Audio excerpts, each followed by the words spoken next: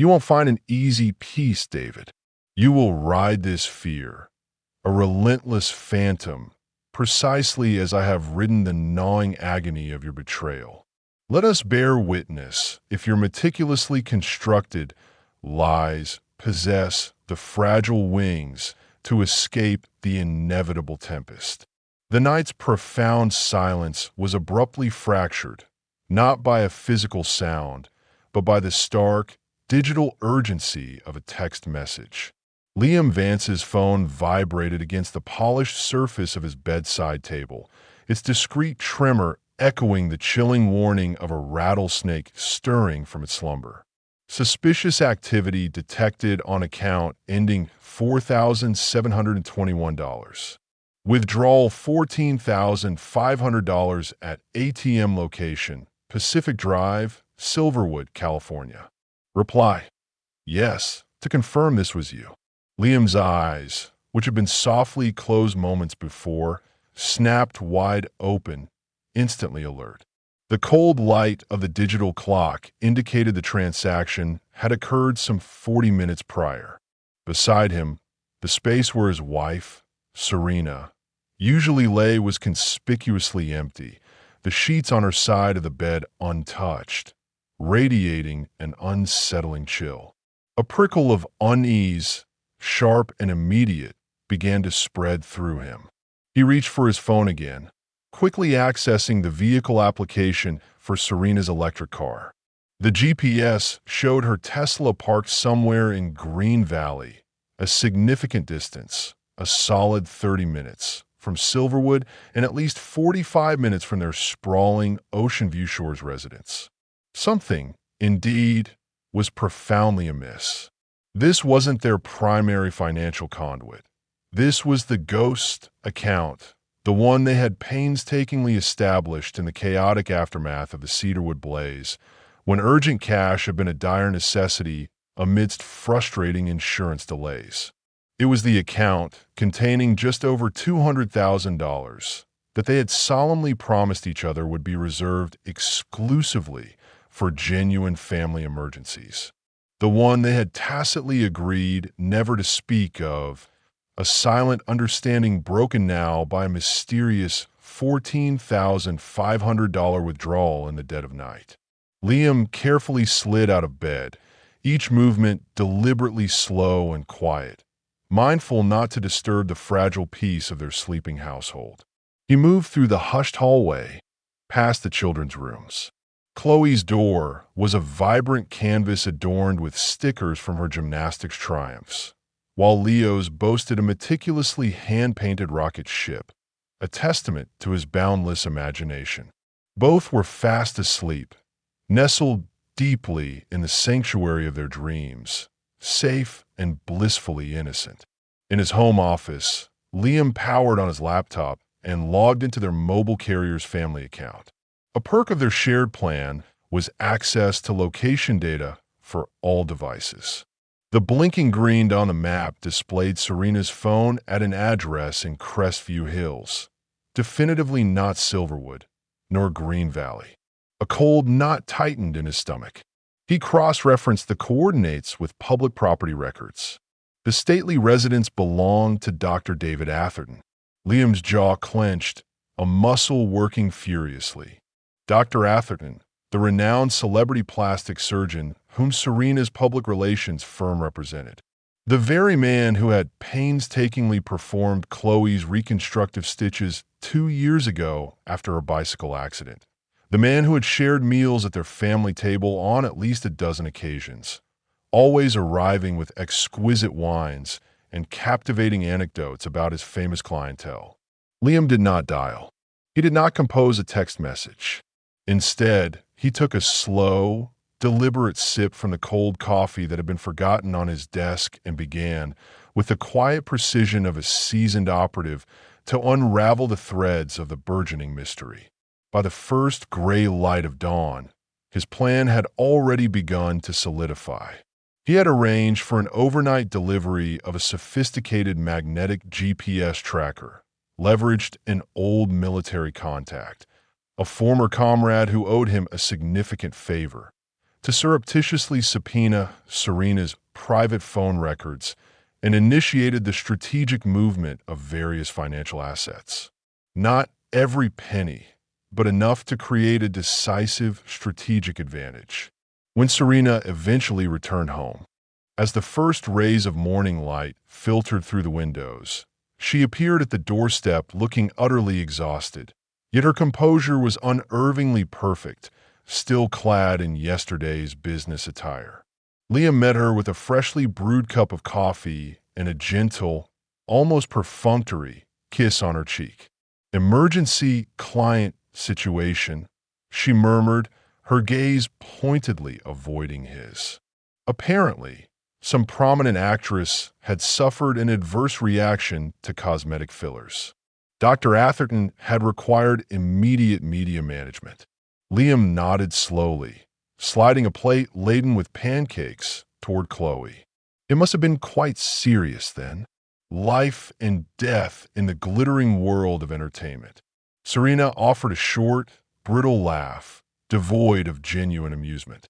"I'm going to shower before my morning meeting." Liam watched her ascend the grand staircase, observing the almost imperceptible hesitation in her step, the subtle adjustment of her designer handbag to conceal a faint bulge that might, just might, be a thick envelope.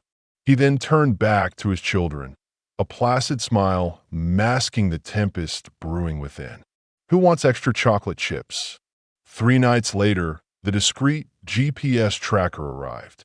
Under the cloak of darkness, while Serena slept soundly, Liam expertly installed it within the wheel well of her electric car. The following day, he concocted a plausible excuse about an urgent training flight and proceeded to follow her from a carefully maintained distance in his rugged truck. Serena's typical daily routine was remarkably predictable. School drop-off for the children, a full day at her office in Metropolis Plaza, a prearranged lunch meeting at the Gilded Plate, then back to the office before returning home promptly by 6 for family dinner. Liam had heard this precise schedule recited hundreds of times. Today, however, she veered sharply from her established pattern. After lunch, the GPS signal indicated her car was moving steadily toward Rosemont Heights. Liam continued his pursuit, maintaining a safe, unnoticeable gap, his extensive military training instinctively kicking in. The Tesla finally came to a halt in a tranquil cul-de-sac, its Spanish-style homes nestled under the vibrant canopy of jacaranda trees. Serena disappeared inside a cream-colored house with distinctive terracotta roof tiles. Liam parked his truck 3 blocks away, settling in a wait. 1 hour elapsed, then a second. At the 3-hour mark, a grim determination settled over Liam. He approached the house, noting a luxury sedan in the driveway bearing a personalized vanity plate, Dr. Fix. It was Dr. Atherton's vehicle. Liam rapped firmly on the door, the wrong door as it turned out. A bewildered, elderly woman answered. "Can I help you, young man?" she inquired, her voice soft. "My apologies," Liam said smoothly, his military politeness a practiced facade. "I seem to be looking for the Atherton residence." "Oh, that's next door," she explained, pointing a frail finger. "The corner house, dear." Liam offered a brief nod of thanks and proceeded to the indicated home. This one was notably larger, boasting a meticulously manicured lawn and tall privacy hedges. The doorbell camera, perched discreetly above the entrance, recorded his approach. He didn't care. The door opened, but it was neither Dr. Atherton nor Serena. A woman, a Latina in her mid-50s, presumably a nanny, stood there with a questioning expression. "I'm here to see my wife, Serena Vance," Liam stated, his tone even and controlled. The woman hesitated for a moment, then, as if making a silent assessment, stepped aside. "They are upstairs in the nursery, senor." "The nursery?" Liam ascended the graceful spiral staircase, his footsteps unervingly silent on the plush carpet. He heard Serena's voice before he saw her, a soft, familiar cooing sound that he vividly remembered from when Chloe and Leo were infants. He gently pushed open the partially closed door. The nursery was painted in a calming shade of soft green, whimsical jungle animals stenciled along the walls.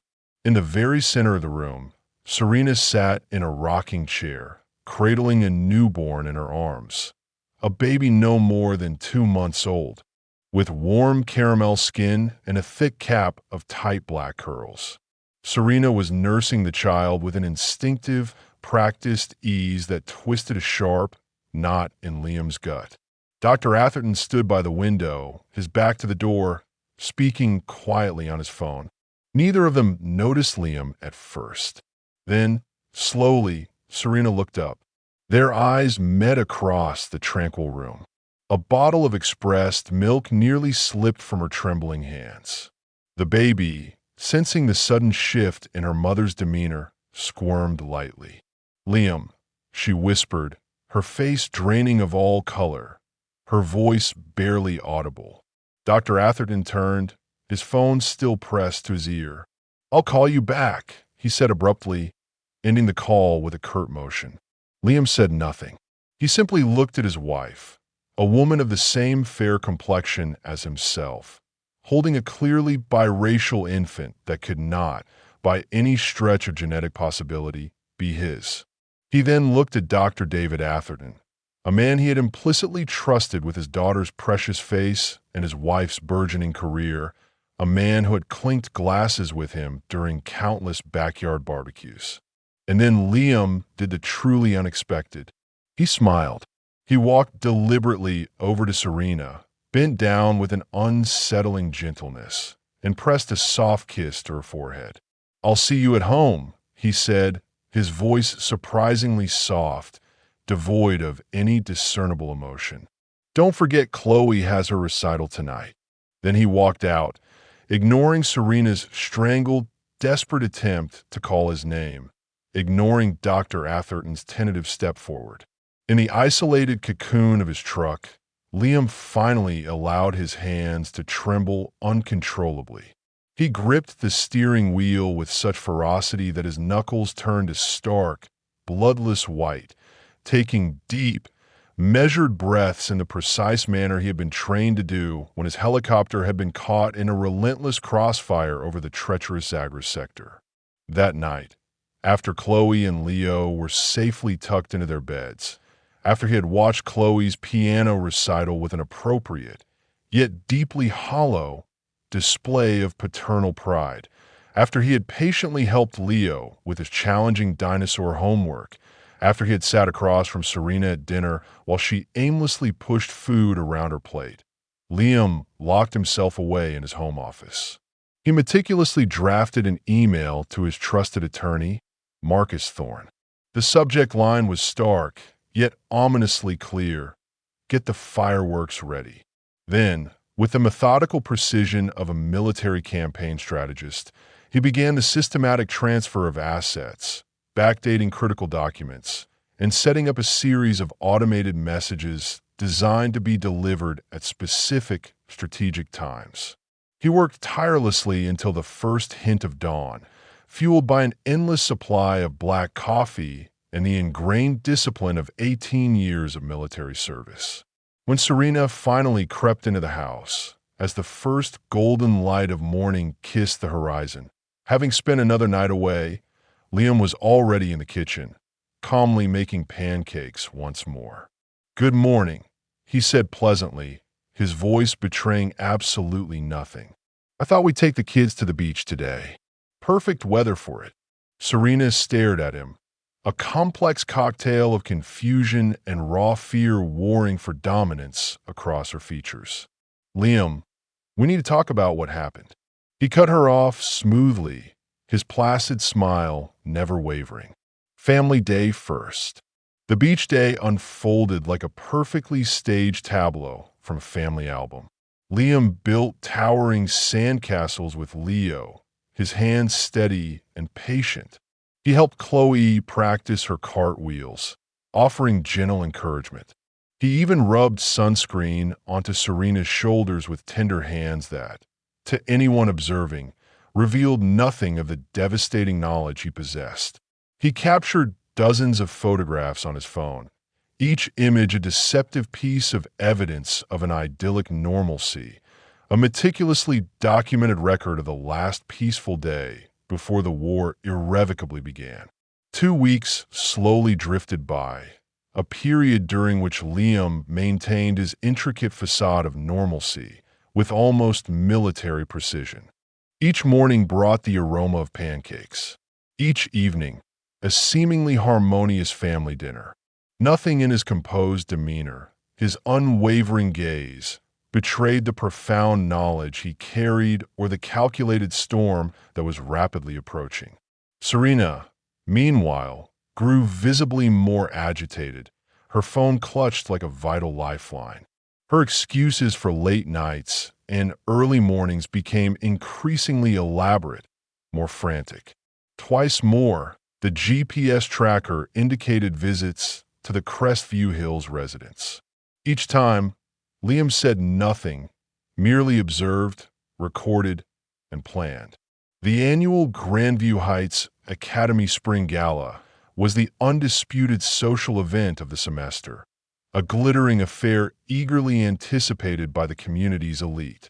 Serena, as the respected head of the auction committee, was scheduled to deliver the opening remarks. She spent countless hours selecting the perfect ensemble, a stunning crimson Stella McCartney pantsuit that, Liam knew, cost more than his very first car. "How do I look?" she asked, turning slowly before the full-length mirror, seeking his approval. Like a woman with a mountain of secrets, Liam thought.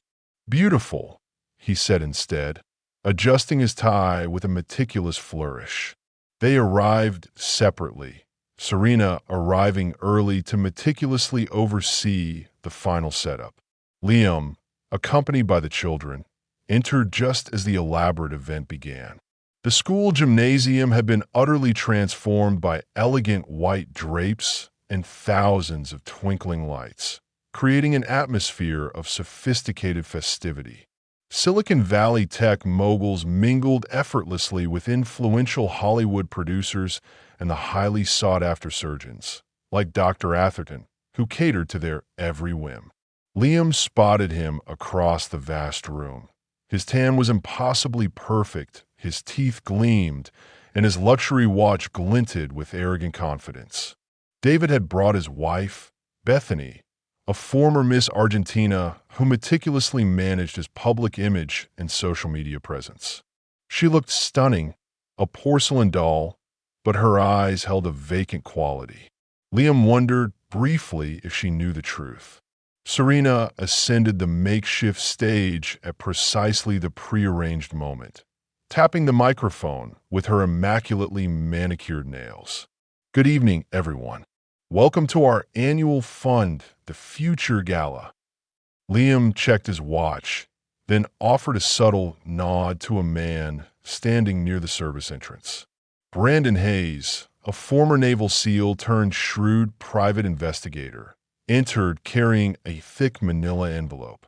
He moved with a quiet, unwavering purpose directly toward the stage. Serena was mid-sentence, eloquently discussing community investments, when Brandon stepped onto the platform, his presence commanding immediate attention. "Serena Vance," he stated, his voice clear and resonant, loud enough for the front tables to hear distinctly. Serena faltered, her smile freezing.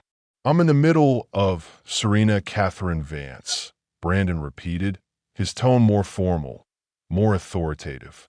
"Yes, what is this about?"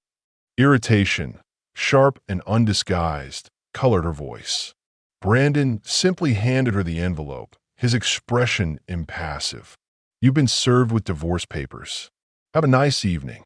The microphone, still active, amplified the sharp intake of Serena's breath, a sudden, audible gasp. The vast room fell into an unnerving silence, broken only by the rapid clicks of smartphone cameras.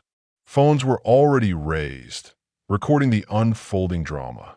In a distant corner, Liam observed a woman he recognized as a reporter for Celebrity Pulse, furiously typing on her phone, her eyes gleaming. Serena's hands trembled visibly as she stared down at the sealed envelope, her mind racing. "There's been a mistake," she whispered, denial etched across her features. "No mistake, ma'am," Brandon said clearly, his voice unwavering. "Petition for dissolution of marriage.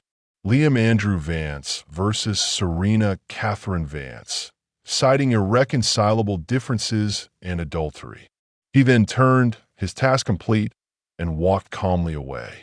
The silence stretched for 3 agonizing heartbeats before erupting into a cacophony of whispers, gasps, and excited murmurs. Liam, with practiced ease, collected Chloe and Leo, who had been strategically positioned with their favorite teacher during the entire exchange.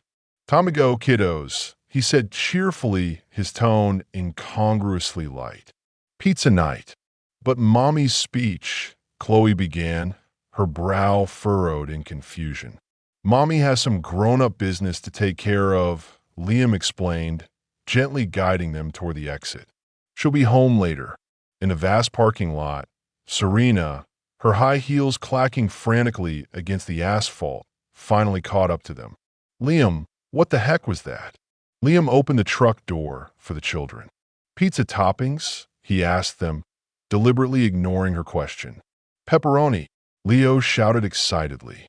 "Mushroom," Chloe said, her wide eyes still fixed on her mother. "Liam," Serena hissed, her voice a furious whisper, grabbing his arm with surprising force. "You humiliated me in front of everyone." He gently, almost delicately, removed her hand from his arm. "Kids, wait in the truck. Music's already set up." He closed the door, sealing them inside, and then turned to face Serena, his expression now hard, unyielding. "Humiliation," he began, his voice low, meticulously even, "is finding out your wife has been cheating with her client and hiding a child.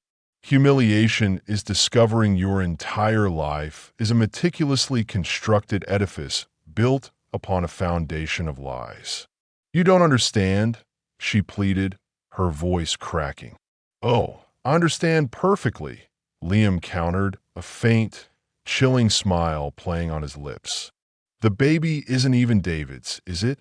I've done the math, but we'll get to that." Serena's face drained of all color, her eyes wide with a dawning horror. "Now, if you'll excuse me," Liam said, turning away, "I believe you have an email waiting."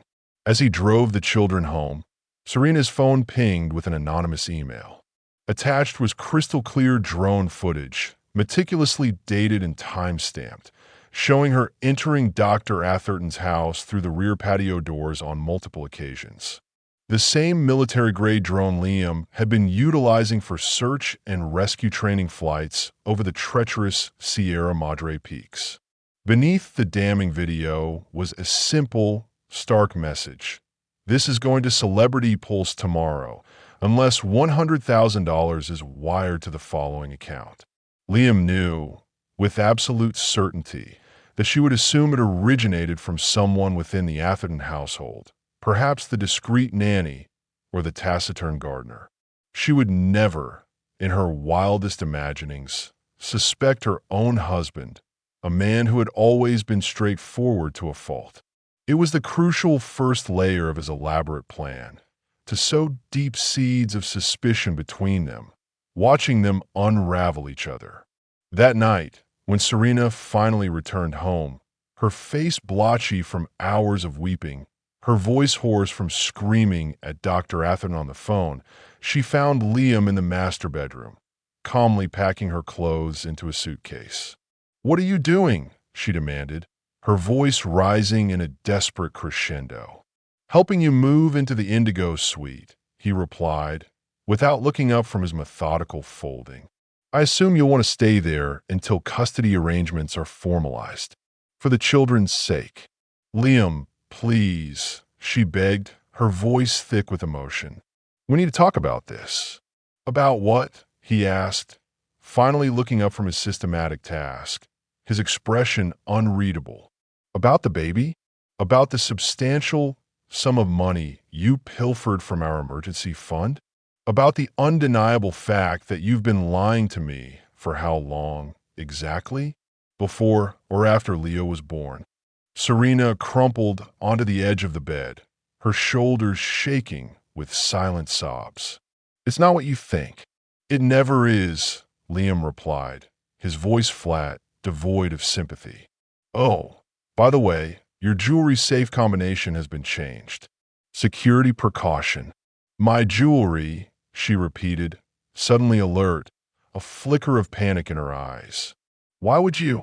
Good night, Serena, Liam said, walking out with her suitcase, his movements precise. The Indigo Suite is prepared for you. Later that night, Serena crept stealthily down to the study, where the wall safe was concealed behind a large family portrait. She entered her usual code, Chloe's birthday. The safe beeped in cold rejection. She tried Leo's birthday. Another sterile rejection. In a surge of desperation, she tried their anniversary. The lock clicked open with a soft, ominous sound. Inside, instead of her cherished collection of Cartier, Tiffany, and precious family heirlooms, collectively valued at over $300,000, she found only cheap costume replicas. Each piece was a near-perfect visual match, shimmering under the faint light, but utterly worthless, the kind sold on Foundry Lane or in the Gemstone District. Taped to the inside of the safe door was a single, stark handwritten note, insurance adjustment. Assets in custody until further notice. Serena did not know that 2 weeks earlier, Liam had systematically replaced each authentic piece with a replica. The originals had been quietly sold through 3 separate, discreet dealers who specialized in untraceable transactions, paid in cryptocurrency. The substantial funds now sat in an untraceable digital wallet, precisely positioned to fuel the brutal legal battle that lay ahead. She slid slowly to the floor, the fake diamond tennis bracelet clutched uselessly in her hand, and finally, with a dawning horror, began to comprehend. This was not merely a divorce. This was an unyielding declaration of war. The psychological warfare escalated with precise, military-grade timing. 3 days after the humiliating gala incident, the drone footage appeared on Celebrity Pulse, just as threatened. Only it wasn't a blackmailer who released it. It was Liam, acting through a labyrinthine network of anonymous email accounts. The damage was immediate and utterly devastating. Serena's phone exploded with frantic calls from clients, bewildered colleagues, and suddenly distant friends who abruptly found themselves needing significant distance from the swirling vortex of scandal. Dr. Atherton fared no better. His wife, Bethany, issued a terse public statement on social media about taking time to heal and promptly flew to Argentina. His celebrity clients began quietly, yet rapidly, transferring their allegiance to competitors. His opulent waiting room, once perpetually filled with Hollywood's elite, suddenly had wide-open appointment slots. Liam watched it all unfold from a calculated distance, his face a mask of impenetrable impassivity. At home, he meticulously maintained an eerie normalcy for the children, school routines, after-school activities, bedtime stories. He interacted with Serena with a chilling, cold courtesy, as if she were an unwelcome house guest whose departure date simply could not arrive soon enough. Serena's counteroffensive began with a desperate, last-ditch play. She swiftly scheduled a privately paid-for DNA test and triumphantly announced to Liam that she had irrefutable proof the baby wasn't hers. She insisted she had simply been helping Dr. Atherton and his girlfriend with childcare as a selfless favor. She produced a stack of meticulously prepared documents, purportedly showing the baby belonged to a woman named Sophia Mendez, who worked as a surgical nurse at Dr. Atherton's clinic. "It's all a misunderstanding, Liam," she insisted, pushing the paperwork urgently across the gleaming kitchen island toward him. "The baby isn't mine. I was just helping because Sophia was having complications and needed to return to work." Liam looked at the documents, then back at his wife. "And the multiple visits to the house, the secret night trips, the money extracted from our emergency fund. David needed a loan for a malpractice settlement," she explained quickly, her words tumbling out. "It was going to severely affect the practice's reputation. My clients would have suffered." "I see," Liam said, appearing to consider this revelation. "And you didn't think to discuss this with me because you would have said no," Serena admitted, her gaze dropping. "You've always been so rigid about money. I was trying to protect our future." Liam nodded slowly, as if this explanation made perfect, logical sense. "May I keep these?" he asked, gathering the DNA results with a practiced movement. Serena hesitated for only a fraction of a second, then nodded. "Of course. I want to put this misunderstanding behind us for the kids." Liam smiled, that same gentle, unsettling smile he had worn when he first found her with the baby. "For the kids," he agreed. The very next day, Liam's attorney filed an emergency motion with the family court. Attached were the DNA results Serena had provided, presented alongside authenticated results from the county lab, which showed clear and undeniable evidence of document tampering. The second, authenticated set of results unequivocally showed that the baby's DNA matched Serena's maternal markers unmistakably.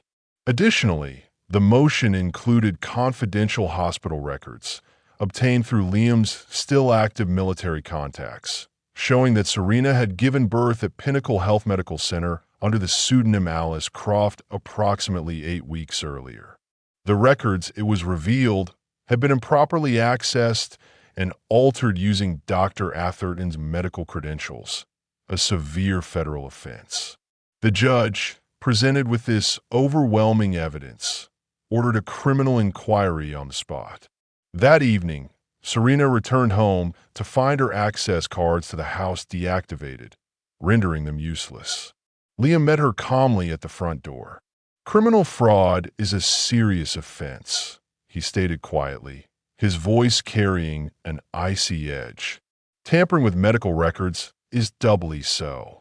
Your presence around the children is now officially under review by Family Services." "You can't do this," Serena whispered, tears and streaks of mascara staining her blotchy face. "They're my children." "Were Chloe and Leo also born under fake names?" Liam asked, a note of genuine, unsettling curiosity in his voice. "Or just your latest acquisition?" Serena lunged at him, her manicured nails raking furiously toward his face. Liam caught her wrists with the practiced ease of someone who had repeatedly restrained panicked passengers in high-stakes rescue situations. "Assault would be a bad idea right now," he advised calmly, his grip firm. "There are cameras." He nodded subtly toward the newly installed security system, its tiny red light blinking relentlessly from above the doorframe. "Your things have been packed. A room is reserved for you at the Ocean View Serenity Inn. Your former employer will cover it until the preliminary hearing." "The firm," Serena repeated, raw confusion momentarily replacing her rage. "Your former employer," Liam clarified, his tone clipped. "They called this afternoon. Something about conduct unbecoming and reputation management. I believe your office has already been cleared out." The blood drained completely from Serena's face. "You're destroying my life." "No," Liam corrected her, his voice chillingly precise. "I'm documenting it." After she left, Liam sat alone in the darkened living room, nursing a single glass of amber bourbon. He felt no triumph, no vindication, only a profound, hollow emptiness where 13 years of shared marriage had once lived. On the mantel, Their wedding photo stood like a faded relic from someone else's distant life. He took out his phone and sent a terse text to a number labeled only as M. Phase 3 begins tomorrow. Standard terms. That night, Dr. David Atherton's entire digital life imploded with spectacular force. His patient management system was inundated with a relentless flood of appointment cancellations. His social media accounts were abruptly and temporarily suspended due to unusual activity.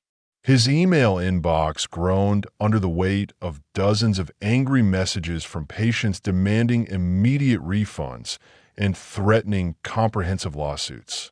The cause: meticulously extracted surveillance footage from his own clinic showing Dr. Atherton and Serena in his private office after hours, laughing conspiratorially as they scrolled through photos on a phone.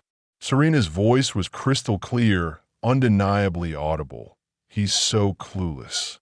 All that military discipline, and he never once questioned why I needed so many overnight conferences in Bay Harbor. Dr. Atherton's dismissive response: that slow-witted veteran brain probably has CTE from all those helicopter vibrations. The damning footage had been surgically disseminated to every single patient in DR.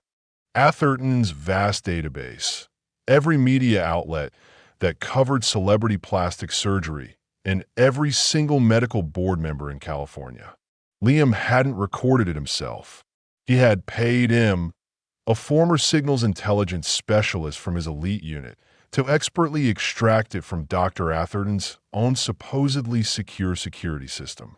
The footage was 2 years old, captured long before the affair had even begun, and it showed them mocking a different veteran entirely.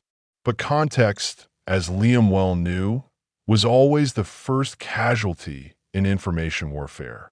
By morning, the hashtags #LyingSerena and #DrDeception were trending virally across all social media platforms. Dr. Atherton's online review page was flooded with a tsunami of one-star ratings.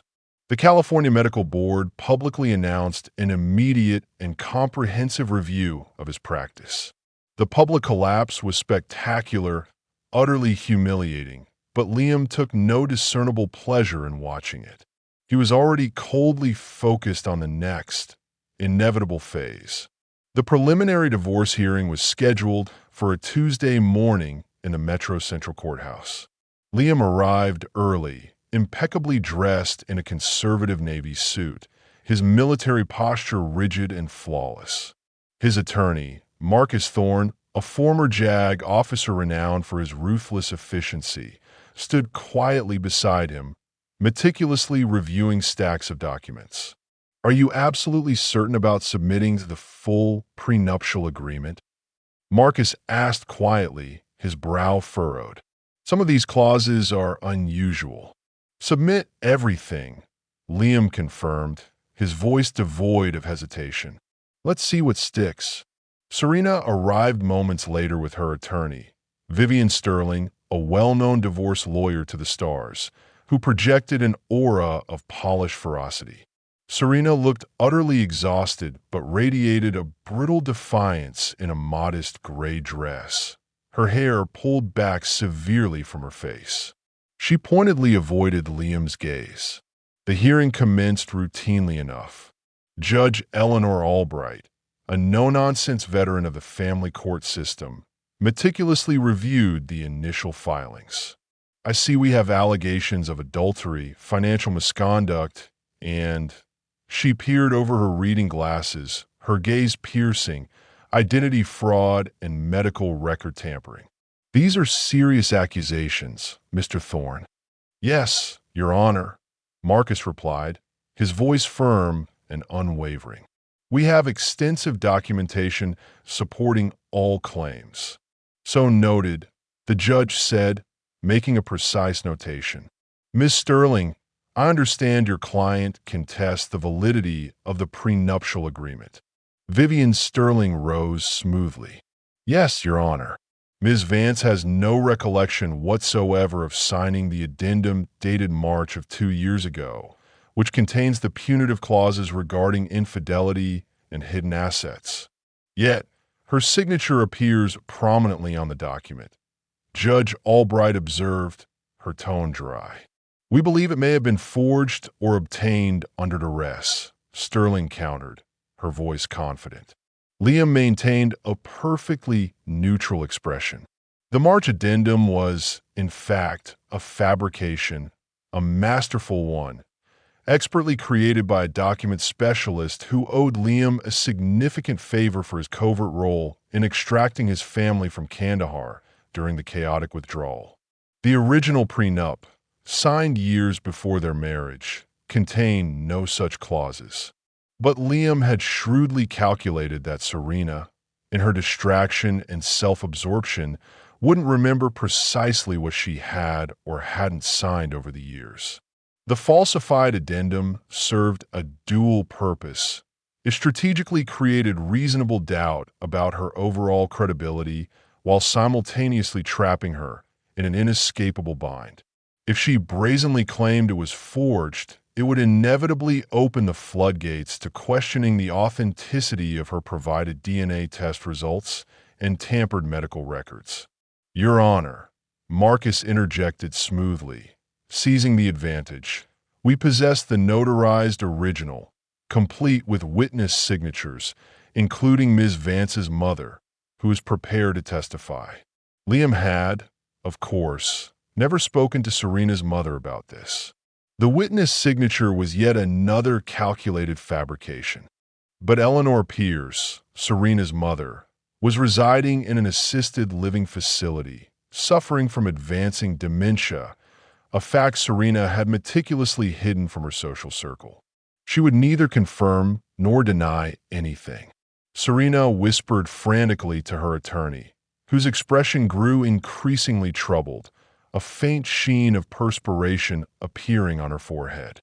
"Ms. Sterling," the judge prompted, her voice sharp, "we respectfully request additional time to authenticate these documents independently, Your Honor."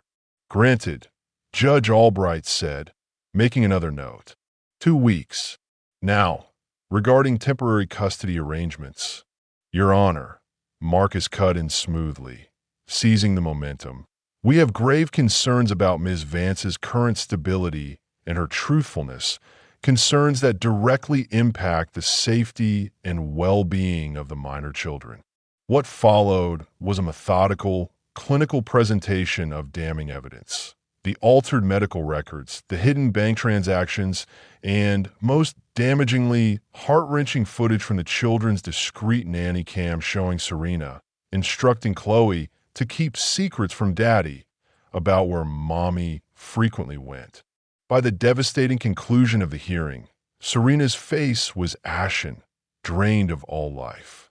The judge, her expression grim, awarded Liam temporary full custody of Chloe and Leo, with Serena granted only supervised visitation rights, pending a comprehensive psychiatric evaluation. Their shared financial accounts remained frozen, save for essential child-related expenses. Outside the courthouse, a throng of reporters had gathered, undoubtedly tipped off by an anonymous source. Liam strode past them without a word, his expression grave but perfectly composed. Serena was not so fortunate. A reporter, eager for a scoop, thrust a microphone aggressively into her face. "Ms. Vance, is it true you had a secret baby with Dr. Atherton while still married?" Another shouted, "Did you fake medical records to hide the birth?" Vivian Sterling attempted valiantly to shield her client, repeating, "No comment," as they pushed desperately toward the parking structure. A final, piercing reporter's question cut through the din, the most damaging of all. "Is it true the baby's father isn't even Dr. Atherton, but someone else entirely?" Serena froze mid-step, her head whipping around, her eyes wild with an unadulterated panic. The reaction told Liam everything he needed to know. The custody ruling devastated Serena more profoundly than any financial penalty ever could have. Being separated from Chloe and Leo, being officially deemed unfit to care for them without constant supervision, broke something fundamental deep within her. Liam had anticipated this with chilling precision. It was precisely why he had reserved this particular, crushing blow for the middle phase of his meticulously orchestrated plan. Financial resources, he knew, could eventually be rebuilt. Professional reputations, however tarnished, could sometimes be rehabilitated. But the primal wound of a mother brutally separated from her children cut to the very core of her being. Serena began making desperate, erratic moves. She reached out to mutual friends, attempting to spin her side of the story, but most prudently avoided getting involved. She attempted to contact the children outside approved channels, leaving tearful, rambling voicemails on Chloe's tablet, sending expensive, unapproved gifts to Leo's preschool. Each violation was meticulously documented by Liam and added to the rapidly growing court file. Meanwhile, Dr. David Atherton's life was unraveling with equal, terrifying speed. The medical board's initial investigation had rapidly expanded to include serious billing irregularities and disturbing allegations of inappropriate relationships with staff members. His hospital privileges were immediately suspended pending a full review. The luxurious Crestview Hills home, once a symbol of his opulent success, was suddenly on the market at a significantly reduced price, a desperate attempt to stave off financial ruin. Most critically, the baby, whom Liam now knew was named Aurora, had been placed with temporary foster care pending urgent verification of parentage. The court had ordered comprehensive DNA testing of all involved parties, leaving no room for further deceit. Liam maintained his relentless advance, his actions precise and unyielding. The next significant blow came in the form of a wrongful termination lawsuit filed by Ricardo Mendez, a former janitor at Dr. Atherton's surgical center, and, as it turned out, the brother of Sophia Mendez, the nurse Serena had falsely named as the baby's mother. The suit alleged that Ricardo had been unjustly fired after discovering Dr. Atherton and Serena Vance engaged in highly inappropriate relations in the surgical suite after hours. More damaging still, it claimed Ricardo had been coercively pressured to sign paternity documents for a child that was unequivocally not his, lured by tantalizing promises of substantial financial compensation that never materialized. The legal filing included precise timestamps from security footage, showing Ricardo entering and exiting supply closets near Dr. Atherton's private office during Serena's PR meetings. Liam hadn't planned for Ricardo to come forward. This was an unexpected development, a piece of collateral damage from the broader investigation. Yet, it fit perfectly, almost miraculously, into the devastating narrative he had so meticulously constructed. The trap was closing, not solely because of Liam's relentless actions, but because the truth itself was a vast, treacherous minefield that Serena and Dr. Atherton had, in their arrogance, unwittingly laid for themselves. The decisive confrontation came 3 weeks later at the Breakers restaurant, the elegant oceanfront establishment where Dr. Atherton had once celebrated Liam's promotion to rescue squadron commander. Now, Dr. Atherton was hosting a strained dinner for potential investors in a desperate medical technology startup, his last-ditch, desperate effort to salvage his shattered career and dwindling finances. Liam learned of the dinner through Bethany Atherton, who had returned from Argentina with a burning, singular desire for revenge. For the price of a 1-hour consultation about divorce strategy, she had provided the exact guest list, the precise seating chart, and the reservation time. Liam arrived halfway through the main course. He was deliberately dressed in civilian clothes, dark jeans, and a simple button-down shirt, and walked directly, purposefully, to Dr. Atherton's table on the outdoor deck, which overlooked the tranquil Pacific. Serena was there, seated stiffly beside Dr. Atherton, wearing a borrowed dress and a forced, unnatural smile. She was working the table hard, desperate to salvage something, anything, from the rapidly unfolding wreckage of her life. The table's hushed conversation halted abruptly as Liam approached. Recognition, swiftly followed by alarm, spread across the faces of those gathered. "I apologize for the interruption," Liam said pleasantly, his voice calm, yet carrying a subtle undertone of menace. "I just wanted to deliver these documents personally." He placed a thick manila envelope directly in front of Dr. Atherton. "What is this?" Dr. Atherton asked, not daring to touch it, his eyes wide with apprehension. "The results of the court-ordered paternity test," Liam said, his voice carrying just enough for nearby tables to hear distinctly. Fascinating reading, indeed. Serena instinctively reached for the envelope, but Liam moved it just beyond her frantic grasp. He then picked up a delicate glass of red wine from the table and, with deliberate, chilling precision, poured its crimson contents directly into Serena's lap. The rich liquid spread rapidly across her borrowed, cream-colored dress, blooming like spilled blood. Gasps erupted from around the table. Smartphones were discreetly, yet rapidly, raised to record the astonishing scene.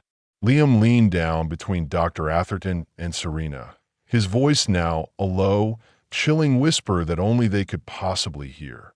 "You're not even the worst thing I found in her inbox." Serena's face contorted with a primal rage. She snatched her water glass and hurled it at Liam, who stepped back smoothly, allowing it to crash harmlessly against the railing behind him. The remaining diners were now openly staring, their shocked murmurs drowning out the gentle background music. Liam straightened, adjusting his shirt cuffs with an almost military precision. He then addressed the table at large, his voice clear and resonant. "Enjoy the appetizer. The main course hits tomorrow." Then, he turned and walked calmly away, leaving utter chaos in his wake. The main course arrived as promised, not at the restaurant, but in the sterile confines of the courtroom the following morning. Liam's attorney presented the official paternity results to Judge Albright in a closed, somber session. The DNA unequivocally confirmed what Ricardo Mendez had alleged. Baby Aurora was indeed Serena's biological child, but her father was neither Liam Vance nor Dr. David Atherton. The father was Ricardo Mendez. The court transcript, leaked within hours to Celebrity Pulse, revealed the full, sordid story. Serena had engaged in relations with both Dr. Atherton and his employee, Ricardo, during the same period. When the pregnancy resulted, she had meticulously hidden it from Liam and allowed Dr. Atherton to believe he was the father. Dr. Atherton, consumed by fear of his wife's reaction and the catastrophic professional implications, had aided Serena in delivering the baby under a false identity and concocted the elaborate fiction about the baby belonging to Ricardo's sister, Sophia. The revelation utterly destroyed whatever fragile credibility Serena had left. Her already restricted, supervised visitation was further curtailed. The divorce proceedings were expedited due to the extraordinary circumstances and the undeniable pattern of pervasive deception. Liam was awarded the Ocean View Shores residence, full custody of Chloe and Leo, and complete control of all marital assets, save for a small, nominal settlement for Serena to theoretically restart her shattered life. Dr. Atherton's medical license was suspended for 1 year, with arduous conditions for reinstatement that included mandatory ethics courses and extensive community service. His wife, Bethany, filed for divorce the very same day. Ricardo Mendez, deftly leveraging his new status as a whistleblower, received a substantial settlement and, critically, custody of baby Aurora, with Serena granted only severely limited visitation rights. It was a total, unmitigated victory for Liam. A complete, surgical dismantling of a life Serena had so carelessly built on a towering edifice of lies. Yet, as he sat alone in his home office that night, looking at family photos that now seemed like fragile artifacts from another, happier life, Liam felt no profound satisfaction, no surge of vindication, only a deep, hollow emptiness where 13 years of marriage had once profoundly lived. A single question, haunting him since the very beginning, persisted. Why? The helicopter blades cut through the morning fog with a rhythmic thrum as Liam guided the medevac unit over the majestic Sierra Madre peaks. It was his first shift back after a month-long leave of absence following the emotionally exhausting divorce settlement. The call had come in at the first light of dawn, a single-vehicle accident on the treacherous Skyline Ridge Road. Male patient, mid-40s, possible internal bleeding, in a remote location requiring aerial extraction. Standard procedure, routine enough, until Liam arrived on scene and recognized the crumpled luxury SUV with its personalized license plate. Dr. Fix. Dr. David Atherton lay on a stretcher, an oxygen mask obscuring his face, paramedics working diligently to stabilize him. His eyes, though clouded with pain, widened in recognition as Liam approached in full flight gear, his professional mask firmly in place. Patient status? Liam asked the ground team, his voice clipped and efficient. Stable but critical. Suspected broken ribs, possible punctured lung. Needs immediate transport to Pinnacle Health Medical Center. Liam nodded. Let's move. Loading Dr. Atherton into the helicopter, Liam performed his pre-flight checks with mechanical, unfeeling precision. The paramedics secured the stretcher with swift movements and gave a thumbs up. Ready for liftoff, Liam confirmed, easing the collective control. The helicopter rose, wobbling momentarily, then stabilized, finding its rhythm.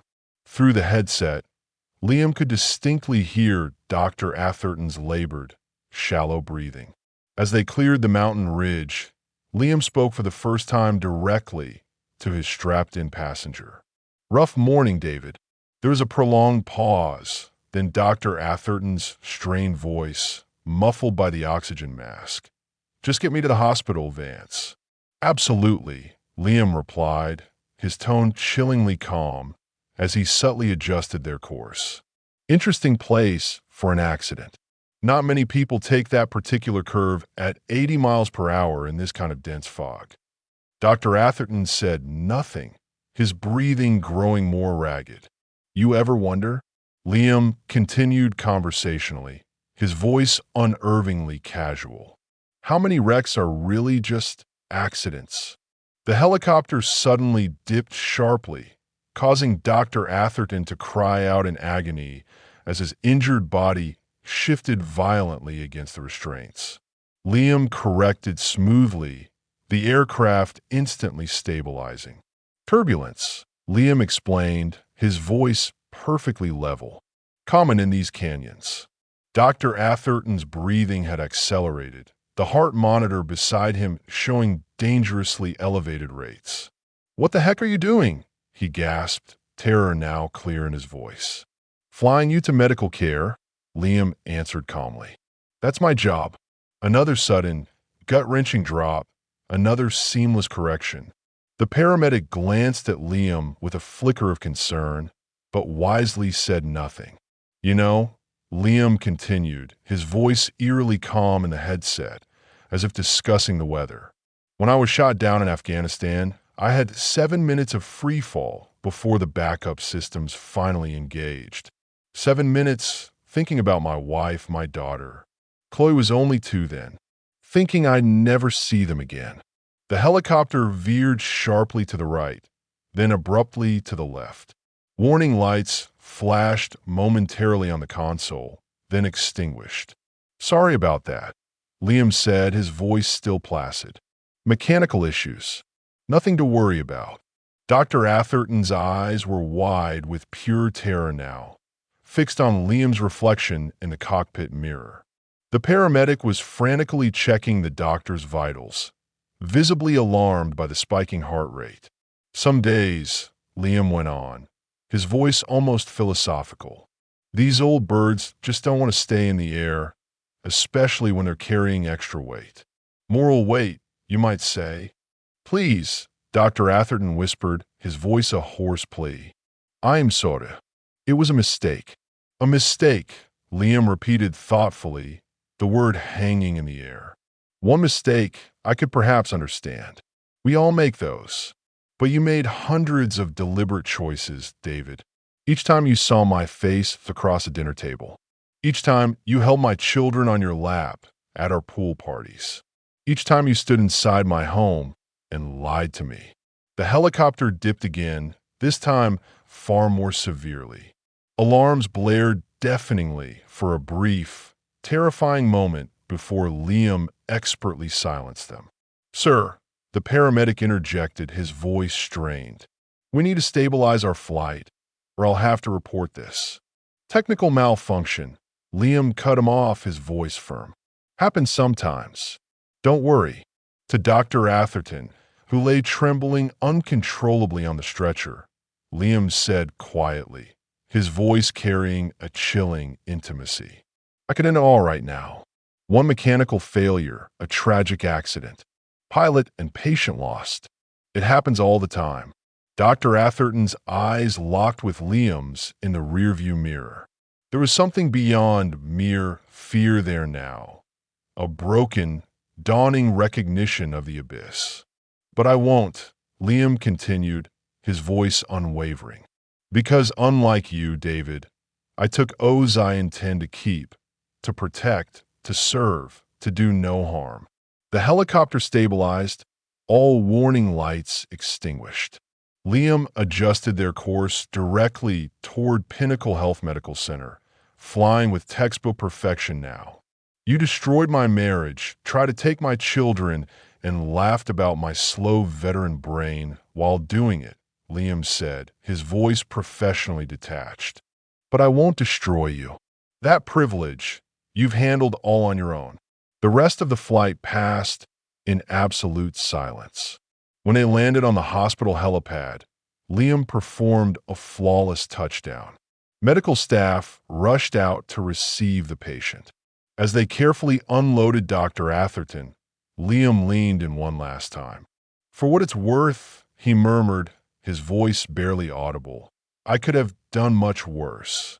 The raw, primal fear in Dr. Atherton's eyes told Liam that the message was received, understood. The helicopter incident would never be reported.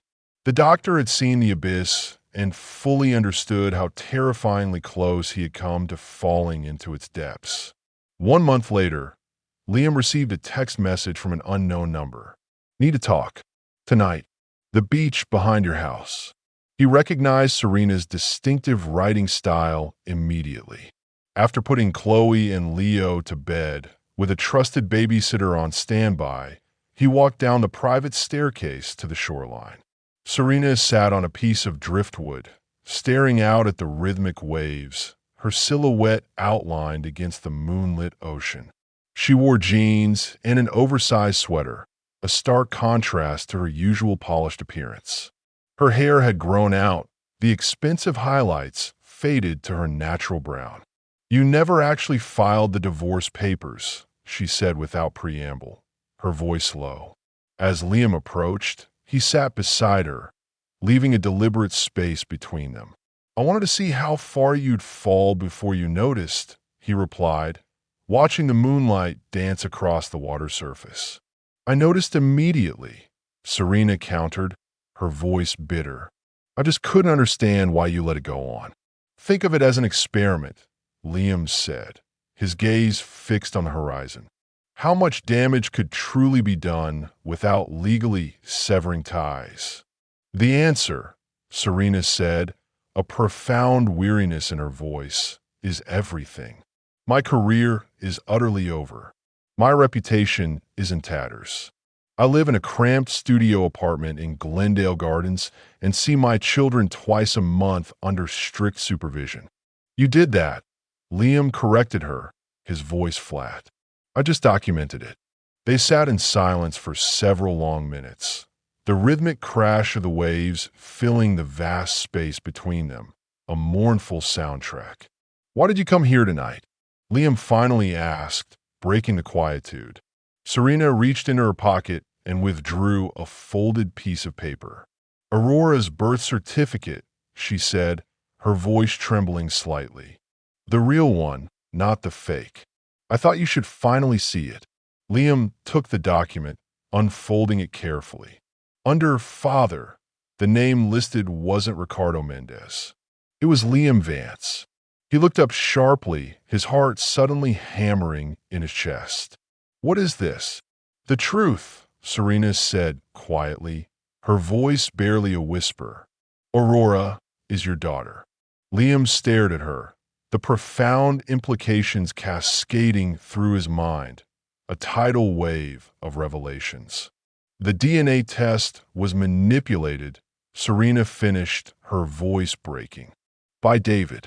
He had access to the lab. He switched your sample with Ricardo's. Ricardo's? Why would he do that? Liam asked, his mind reeling. Because he knew if you thought she was yours, you'd fight for her. And he didn't want that. He wanted her gone, hidden away as a problem to be solved. Lana's voice cracked, tears streaming freely now. I was 7 months pregnant when you were deployed last year. Remember that emergency in Bay Harbor I had to handle? Liam's mind raced back, piecing together the fragments. The extended absence, the weight gain she had attributed to stress eating, the sudden, intense fitness regimen after his return. It wasn't Bay Harbor, Serena continued, her voice raw. It was bed rest in a private facility David arranged. I was going to tell you, Serena went on, her voice barely audible. But then David convinced me it would destroy everything. Your career, our marriage, his practice. He had a plan to place her with a family in Arizona. A clean break. But you couldn't do it, Liam realized, the pieces finally clicking into place. Serena nodded, silent tears now tracing paths down her cheeks. I couldn't give her up. So we created this elaborate lie that she was Sophia's baby, that I was just helping. I visited whenever I could. I pumped breast milk in hotel bathrooms and office closets. And Ricardo? Liam asked, a bitter taste in his mouth. A convenient scapegoat. His sister owed David for giving her a job after her immigration issues. Ricardo knew nothing until your investigators approached him. Liam stood abruptly, pacing the sand, his mind a whirlwind of conflicting emotions.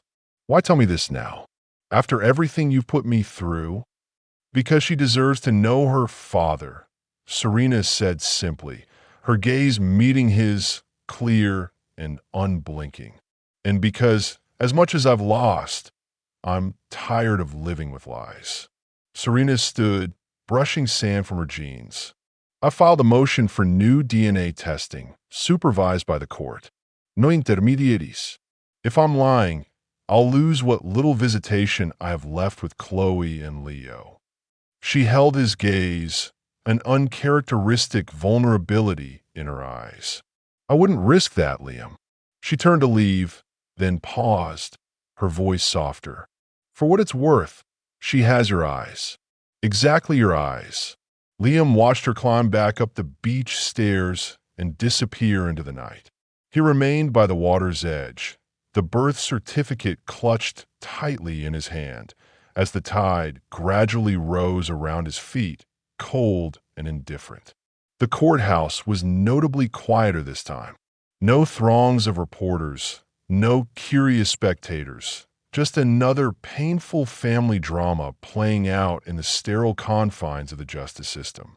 Liam sat alone on one side of the courtroom, Serena on the other, the unspoken chasm between them vast and palpable. Judge Albright reviewed the new DNA results with an expression of profound displeasure, her brow deeply furrowed. Let me be clear, she stated, looking sternly between them. These results unequivocally confirm that Aurora Vance is indeed the biological child of both Serena Vance and Liam Vance. The previous test results were falsified, apparently by Dr. David Atherton, who has now admitted as much in a sworn affidavit. She set down the papers with a decisive thud. Mr. Mendez has withdrawn his paternity claim in light of this irrefutable evidence and has filed a separate, substantial lawsuit against Dr. Atherton for defamation and severe emotional distress. Liam felt strangely detached, as if observing the proceedings from a great, insurmountable distance. In light of these extraordinary and deeply troubling circumstances, Judge Albright continued, her voice firm and unwavering. I am ordering a complete reevaluation of the custody arrangements for all 3 children. Mr. Vance will retain primary custody of Chloe and Leo for now, with Ms. Vance's visitation expanded to include overnight weekend stays. Regarding Aurora, who currently remains in foster care, I am ordering a gradual reunification plan with both parents. The judge leaned forward, her gaze piercing, unwavering. Let me be absolutely clear. The behavior exhibited by both parties in this case has been reprehensible. Ms. Vance, your deception regarding your pregnancy and the birth of your daughter demonstrates a disturbing pattern of fundamental dishonesty that this court cannot and will not overlook. She then turned her steely gaze to Liam. And Mr. Vance, while your anger was undeniably justified, your methodical, calculated campaign of destruction crossed numerous ethical and potentially legal lines. Your manipulation of evidence and your illicit use of military contacts to access private records will be formally referred to the appropriate authorities for comprehensive review. Liam nodded, accepting the sharp rebuke without argument, his face impassive. This court's primary concern, Judge Albright concluded, her voice gaining intensity, is the welfare of 3 innocent children who did not ask to be born into this toxic, deceitful situation. I expect both of you to begin acting like the responsible parents these children unequivocally deserve. Outside the courtroom, Liam approached Serena for the first time without their attorneys present, the air thick with unspoken emotions. When can I see her? He asked simply, his voice low. The social worker said we can visit tomorrow, Serena replied, her voice soft. Together or separately? Together, Liam decided, the word feeling both foreign and right. She should see us both. Serena nodded, a faint flicker of hope, fragile but real, crossing her face. Liam, I know you'll never forgive me, but this isn't about forgiveness, he interrupted, his voice firm but not unkind. It's about Aurora and Chloe and Leo. They're what matters now. He turned to leave, then stopped. For what it's worth, I never wanted to destroy you. I just wanted the truth. And now you have it, Serena said softly. All of it? Not quite, Liam replied, his gaze distant. I still don't understand why. Why the affairs? Why the lies? We built a life together. Was it so terrible? Serena looked away, a profound sadness in her eyes. It wasn't terrible. It was predictable. Safe. Military precision in everything. She met his eyes, a faint, melancholic smile on her lips. David was chaos, excitement, danger. And now, I'd give anything for safe and predictable again. Funny how that works, isn't it? Liam nodded once, understanding finally settling over him like a heavy, comforting blanket. I'll see you tomorrow for Aurora. The final, unexpected confrontation came 3 days later. Liam had just returned from his first visit with Aurora, a supervised hour in a sterile government office, where he'd held his daughter for the very first time, marveling at her tiny features, meticulously searching for glimpses of himself in her innocent face. He found Serena waiting patiently in his driveway. "The children aren't my mother's," he said, assuming she had come for Chloe and Leo. "I'm not here for them," Serena replied, her voice tight with raw emotion. "I'm here for this." She thrust a manila envelope at him, identical in every way to the ones he had used to deliver so many devastating blows. Inside was a flash drive and a handwritten note. "This is everything. All of it. The full story. Do what you want with it." That night, after Chloe and Leo were soundly asleep, Liam plugged the drive into his laptop. It contained hundreds of files, emails, text messages, photos, and videos documenting the entire sordid affair in excruciating detail. But more importantly, it contained Serena's complete confession, recorded just the day before. In it, she painstakingly detailed everything. The initial forbidden attraction to Dr. Atherton, the first transgression at a medical conference, the gradual, insidious unraveling of her moral compass. She admitted to the pregnancy, the raw panic, the elaborate, desperate scheme to hide Aurora's existence from the world. She named everyone involved in the intricate cover-up and took full, unequivocal responsibility for her devastating choices. The final file was different. A video message addressed directly to Liam, her face tear-stained but composed, resolute. "I won't ask for your forgiveness," Serena said, her voice trembling but clear. "I don't deserve it, but I want you to know that I'm going to the district attorney tomorrow with all of this. I'm pleading guilty to document fraud, identity theft, medical record tampering, whatever charges they bring. David will deny everything, claim I acted alone, but the evidence is all here." She took a deep, shuddering breath. "I'm doing this for our children, for Aurora, so that someday, when they're old enough to truly understand, they'll know that I tried to make it right in the end." The video ended. Liam sat in silence, the cool blue light of the screen illuminating his face in the profound darkness of the room. His phone rang. Serena's number. "Did you watch it?" she asked when he answered, her voice fragile. "Yes," Liam replied. "I meant what I said. I'm going to the DA tomorrow. I just wanted to say goodbye to the children first." "Serena, it's okay," Liam said, a strange, unfamiliar emotion stirring within him. "It's the right thing to do.